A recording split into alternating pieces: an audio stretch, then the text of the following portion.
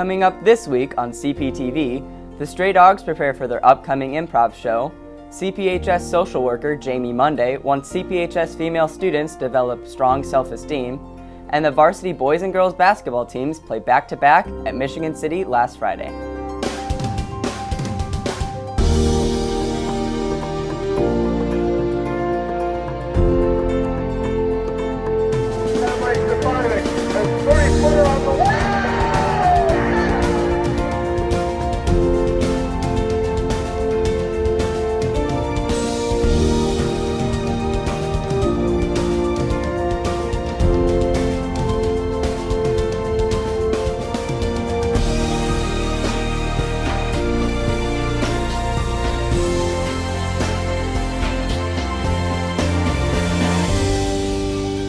Hi, I'm Evan Holland. And I'm Savannah Everson. Welcome to CPTV. Mish Bolda will have your 5-day weather forecast, and Reese Groppentine will bring us CP sports highlights. Here's what's happening at Crown Point High School.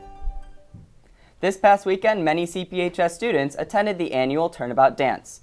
This year's theme, The Great Gatsby, had students flashing back to the 1920s. In recent years, the dance has been held at Avalon Manor in Maryville, but this year's organizers opted for a change of venue and held the dance at St. Elijah Serbian Hall instead. Overall, students seemed to enjoy the new changes, and the outcome was a success. Starting Friday, January 20th, students will begin course selection for the next school year. Incoming seniors will be the first to choose classes, following with incoming juniors, and ending with incoming sophomores. Courses will be selected using the post-secondary plan link on RDS Student Access. If you have any questions concerning course selection, contact your guidance counselor by email or schedule an appointment. The Stray Dogs Improv will host their annual After Finals Improv show tomorrow night at 7 o'clock in the auditorium. The show will feature stand-up comics, improv sketch comedy, and audience participation. Tickets are $5 and all proceeds will go to the Lake County Animal Shelter. The Stray Dog Show is Thursday, January 12th from 7 to 9 p.m. The entry fee is $5 and all proceeds go to the Lake County Animal Shelter. Well, the show's going to be great. It's going to be music, dancing, improv, of course, and all proceeds go to a great cause, so it's going to be pretty good. What you can look forward to with our show is huge amounts of fun. We've got singing, we've got dancing, we've got stand-up, we've got improv, we've got audience participation. Sometimes you're down there and we're with you. Sometimes we're up there and you're up there with us. So if you like Saturday Night Live, if you like Whose Line Is It Anyway, if you like Jimmy Fallon, this is the kind of thing that you're going to get a chance to see. It is a great way to end the semester. Blow off all of your steam. Come out there with the Stray Dogs, raise money for Lake County Animal Shelter, and have a great time. CPHS social worker Jamie Monday facilitates a self-esteem group for female CPHS students. School counselors hope the group offers a safe haven and a place for female students to connect with other students through activities while developing their self-esteem.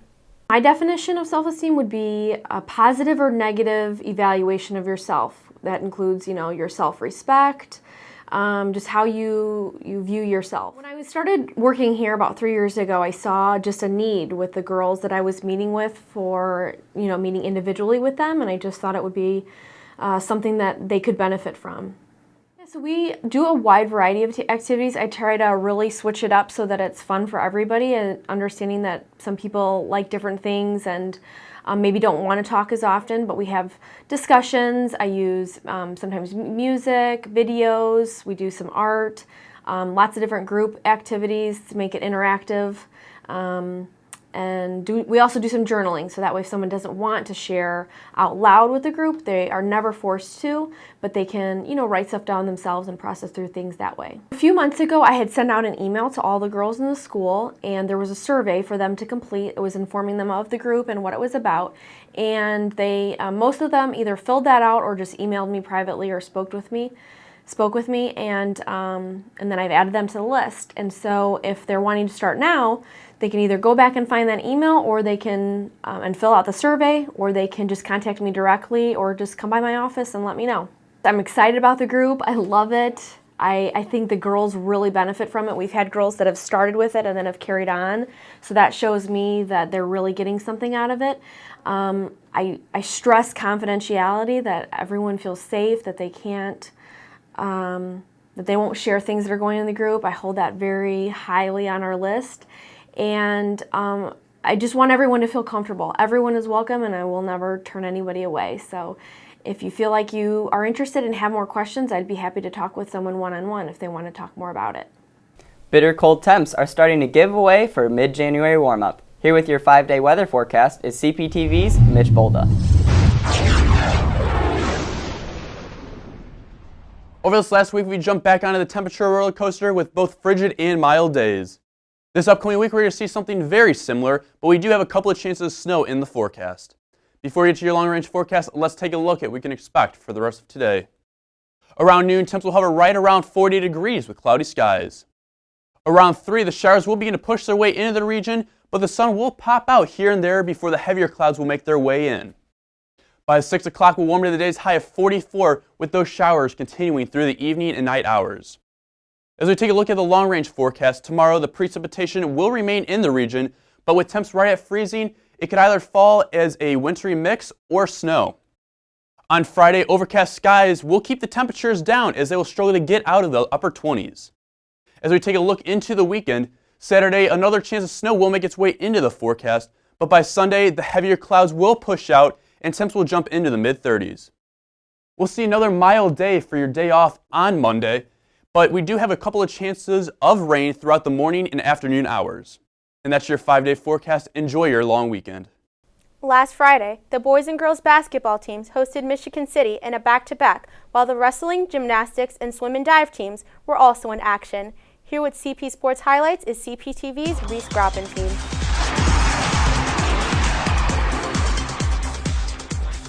The girls' swim team traveled to Highland this past Friday to attend the Highland Invite at Highland High School. Hannah Kukuruga placed first in both the 200-meter freestyle as well as the 100-meter butterfly. Also, Kelsey Arden won the 100-meter breaststroke and the 200-meter individual medley. The ladies came in second place, scoring with a total of 268.5, which beat Lake Central's 267, but fell to Munster's 344 points. The next swim meet will be the DAC Championships at Lake Central High School on Saturday starting at 1 p.m. The Lady Bulldogs squared up against Michigan City High School on Friday at home. Here to tell us how that game went is CPTV's Robert Beardsley.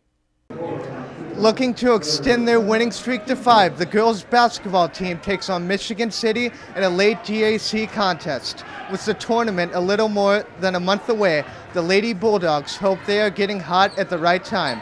For the Wolves, they come in with a bigger lineup than CP. However, Coach Seibert and his team hope their quick guards can speed up the game in their favor.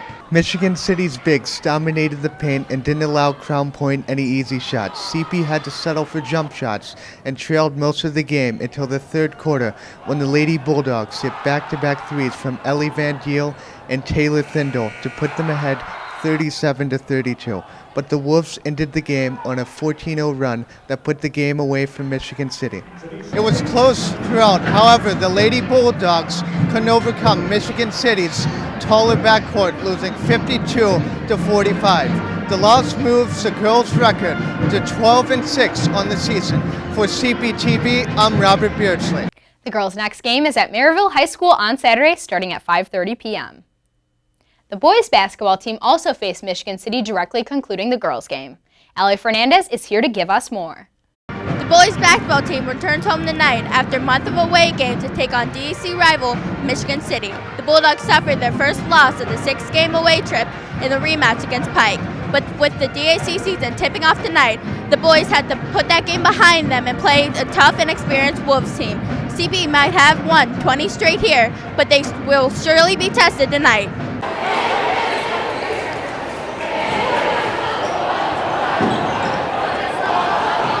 With Wolves starting the third quarter on a 15-0 run, outscored the Bulldogs 22-3. The Wolves recovered the third quarter after not scoring much in the first half. The Wolves led 38-30 at the start of the fourth quarter and kept the lead until the Bulldogs threw a three-pointer in the final minutes. But in the end, the Bulldogs couldn't beat the Wolves and lost 56-52.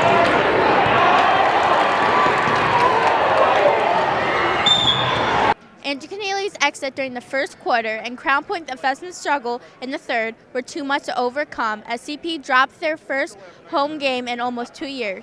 56-53, the Dogs travel to Maryville next Friday to take on the Pirates. For CPTV, I'm Allie Fernandez. The boys' next game is a home game against Griffith on Saturday afternoon. Tip-off is at 5:30. The boys' wrestling team hosted the CP Duels meet on Saturday against Portage, Clinton Prairie, and Kankakee Valley.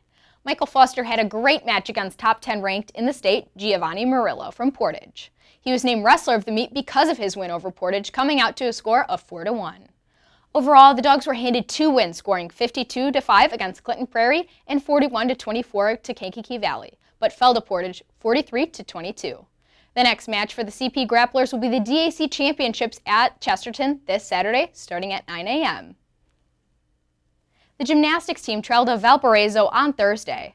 Freshman Paige Hine received the only first place from the ladies this night, scoring a 9.1 on the balance beam. Other high scorers from the Dogs were Kaylee Stack, scoring second on floor, and Shannon Harrison, scoring third on the bars and the vault. And that's it for This Week in Sports.